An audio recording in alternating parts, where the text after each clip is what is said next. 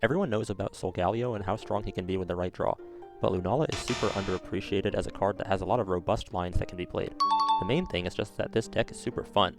There's a bunch of outplay potential that you can definitely use to big brain your opponents. If you hit a Rainbow or a Crown Lunala and want to show off, you should play this deck.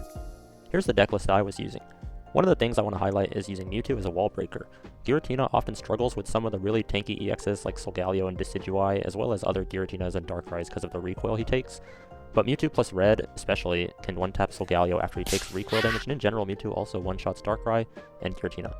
Lunala is also good to pick up some early KOs, especially if they're stuck on Basic or Stage 1, but it's mainly for the energy manipulation. Now let's talk about the weaknesses of this deck, and as you probably know, Oricorio.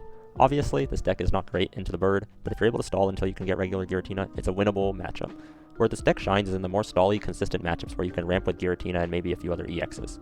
A good start with this deck starts with you getting a Giratina just to start ramping ASAP. Your Pokemon have pretty big health pools, so you should be able to hold out for a bit while you get everything online. This deck list has worked really well for me, but there are variations that could work, like dropping a Leaf or a Communication or a Cape for something like Guzma, Mars, or Nurse Joy. I like the double Leaf though because it's the most energy efficient way to kinda win in 2-3 turns once you've stacked up enough energy. Give this deck a try and let me know how it goes.